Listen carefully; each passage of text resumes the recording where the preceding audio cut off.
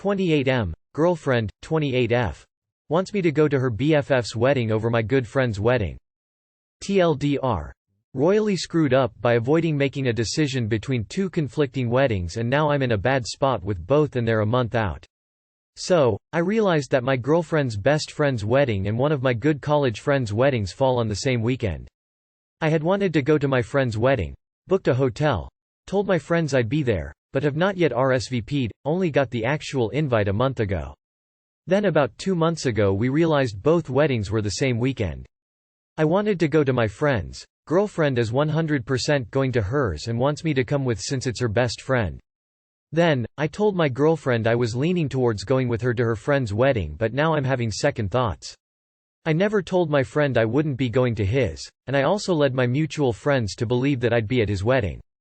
For context, my girlfriend and her friend have been good friends since childhood and became best friends in college. There's some family history too, as their grandpas were best friends, and my GF's parents are going to the wedding, too. My friend and I are relatively close and we have what I'd call a meaningful relationship. He's my fraternity brother and I've known him for about 10 years. We live in the same city, and he's one of my good friends in the city, but we don't talk weekly or anything like that. I see him once a month or so. My girlfriend and I go to shows with him and his fiancée together on occasion, and him and I share a lot of common interests. There are people I'm friends with in the city who I wouldn't really care if we grew apart. He isn't one of them. He's a good friend and I've confided in him about things that I haven't felt comfortable telling other friends. This is tough for me because I have 3 weddings of fraternity brothers coming up. If this wedding conflicted with either of the other two, I'd pick my GF's friend's wedding over them. However, I feel like this particular wedding is different and that my friendship with him is different and far more meaningful than the other two. For context, I talk to the other 2 guys maybe a couple of times a year.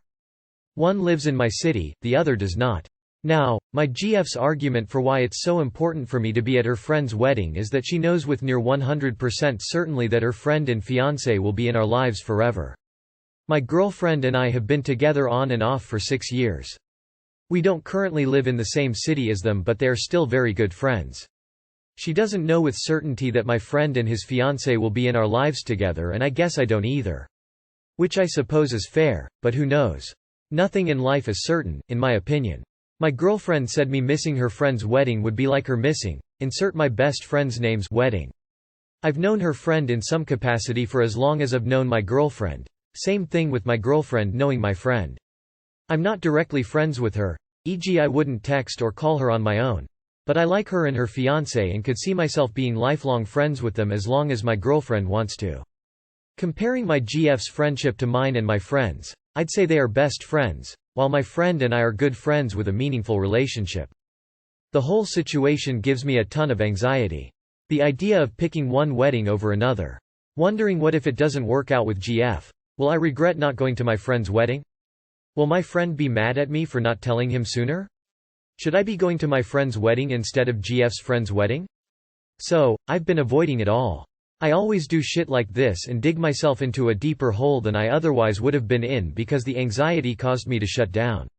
I feel like an idiot. And now the wedding is a month away. I haven't RSVP'd to my friend and he texted me yesterday asking if I got the invite and if I was planning on bringing my GF. Nearly had a panic attack when I got the text. What do I do? Also, my friend is pretty understanding, but I feel like declining his wedding invite a month out might test the limits of that understanding with him and my other friends. IDK. I would also inevitably piss off my girlfriend for changing my mind, even though I never committed to going to her friend's wedding, and putting her in a tough spot a month before her friend's wedding. I've really screwed this one up. Frowning face, edit. Forgot to add that my girlfriend is a bridesmaid for this wedding. For what it's worth, I'm not in my friend's, comparatively very small, bachelor party. This is nuts. You go to yours, she goes to hers. Done. You go to yours, she goes to hers.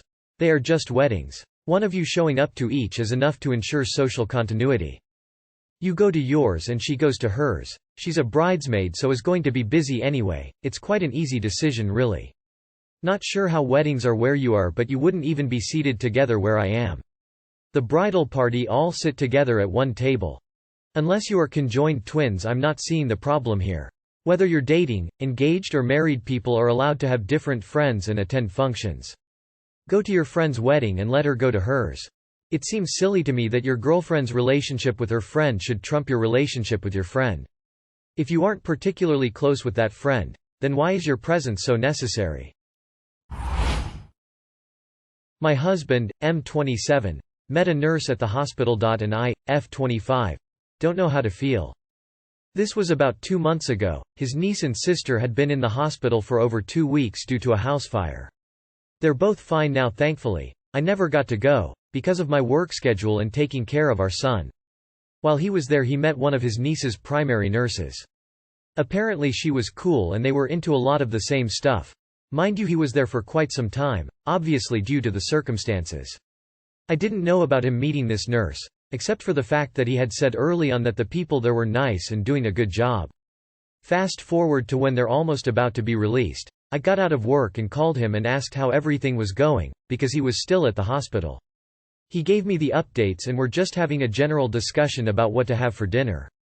Then he says, along the lines, I feel like I can't ever make new friends that are girls, without feeling guilty. Because I know how you would feel about it. So it makes me uncomfortable even having a conversation. When I start thinking, hey, they'd make a good friend, I feel bad because I know they wouldn't actually ever be able to be my friend. Because I know that wouldn't make you happy, even though that's more of you thing. I'm different than you, because if you met a guy, the first would be fine with you guys being friends. So it just feels like you don't trust me. I told him this was very all of the sudden and asked him where it was coming from. I asked if he had met a nurse there. And he said yes, that's an example of it.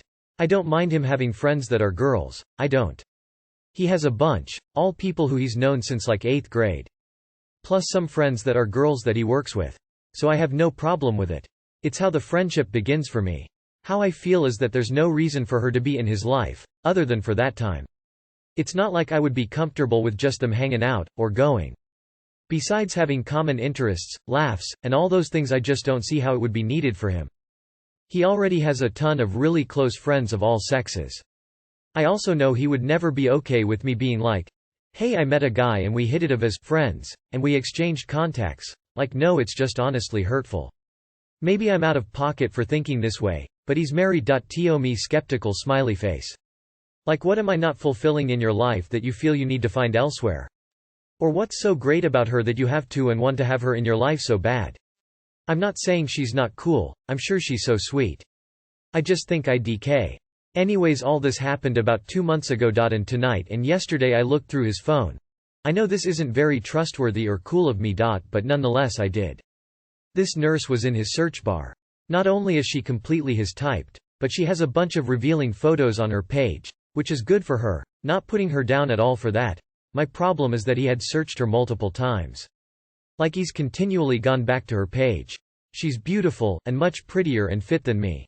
I'm also curious as to how he found her Instagram. Like, did he stalk her Facebook and go through about bunch of people to find her?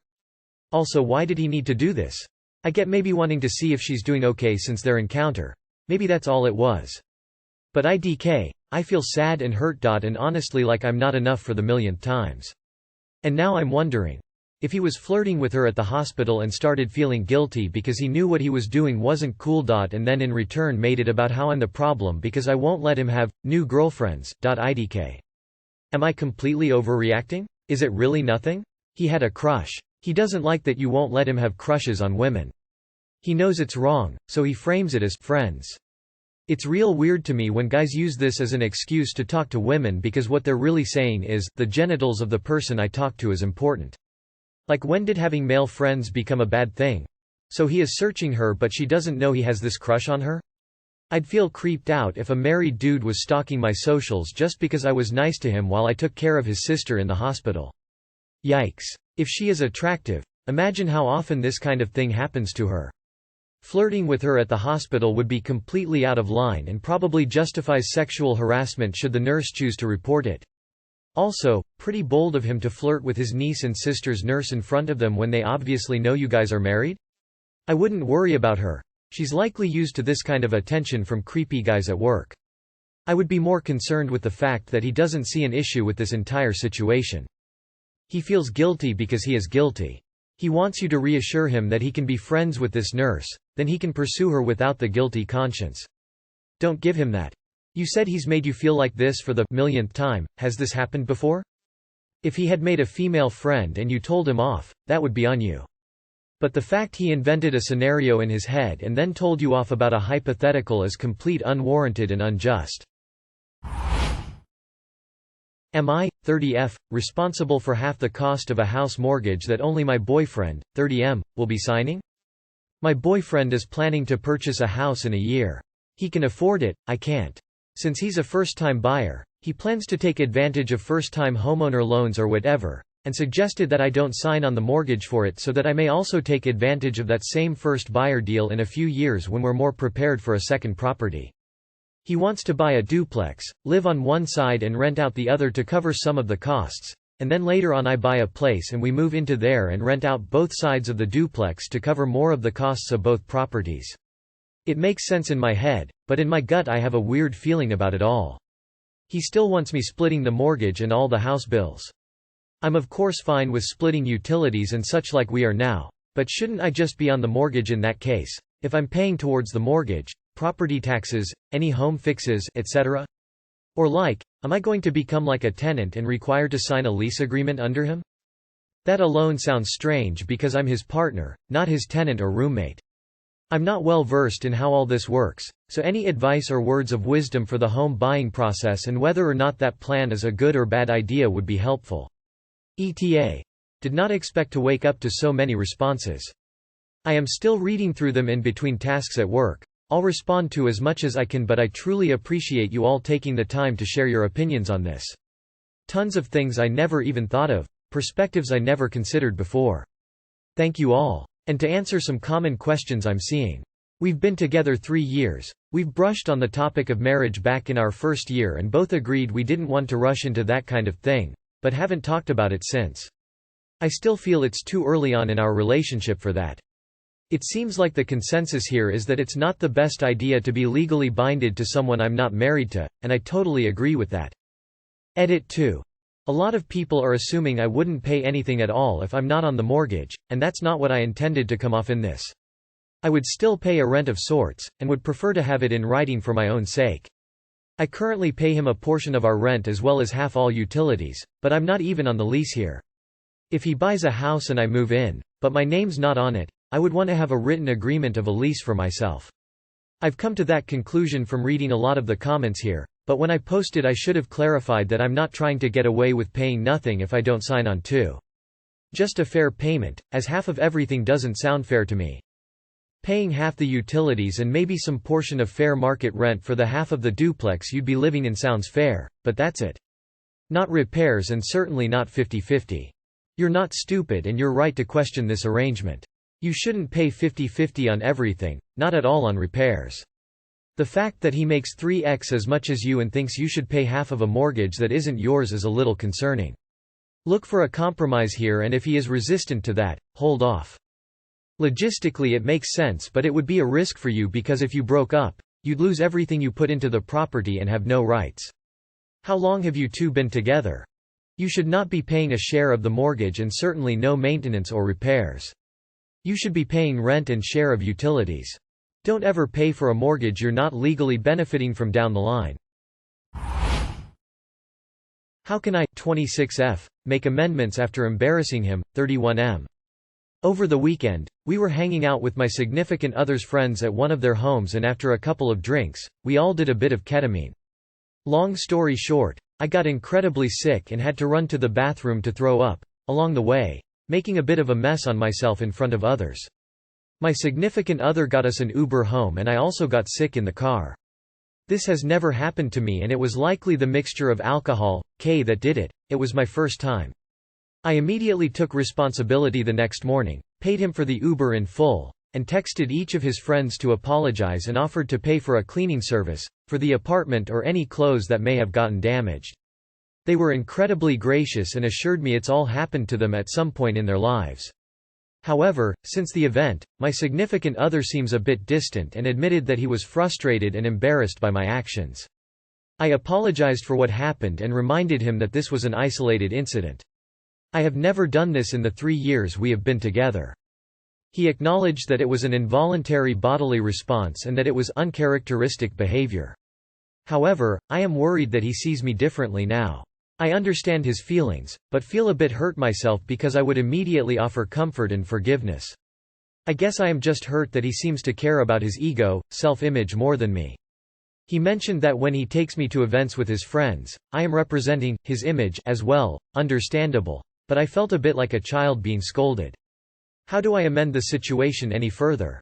It's only been a day and he seems to be a bit warmer, but I just want the whole memory behind us. Any thoughts on this situation are appreciated. Edit. Since I last talked to him about how I felt, he still felt validated in his frustration. His feelings are complicated by a history of mental health, manic episodes in his family and a drunk ex. I think I can sympathize and see how he might have reacted this way and mistakenly attributed his frustration to concerns around his image. However, I am still deeply hurt by his response to this situation and I'm not sure how I can get past it. I don't even know what I am seeking from him since he's apologized for his treatment of me that day. Maybe couples therapy or time will help. It's creepy that he cares more about his image with his friends than he cares about your safety having a bad reaction to mixing drugs and alcohol. Does he have signs of narcissism? My dad has NPD and he also got embarrassed when I was in danger in public because it hurt his image. It's just as creepy as it sounds. My dad treated me as a tool or toy, not as a person with innate value. Your significant other owes you an apology for his shitty reaction. Stop apologizing. Stop drinking with ketamine. Stop doing ketamine, period. It's a damn dangerous drug. What happened was unfortunate and embarrassing for you, not him. You don't represent him, you are a whole person all by yourself. For him to suggest you exist as an extension of him is just egotistical. You've shown grace and maturity in how you dealt with it afterwards. You're good. The problem here is not you, but the fact that he is making this all about him and showing you no empathy. That's pretty gross. Wow, he made your distress all about him. If this is a pattern of behavior you see in him, I'd advise you to break it off. If he sees you differently because of something that was involuntary, that's on him, not on you. You were respectful and made up for it, you did the right thing. Of course his feelings are valid, but don't take them to heart. I'm sure he will get over it as this isn't that big of a deal. And if he doesn't, that's on him, not on you. Let him have some time, but you don't need to do anything more.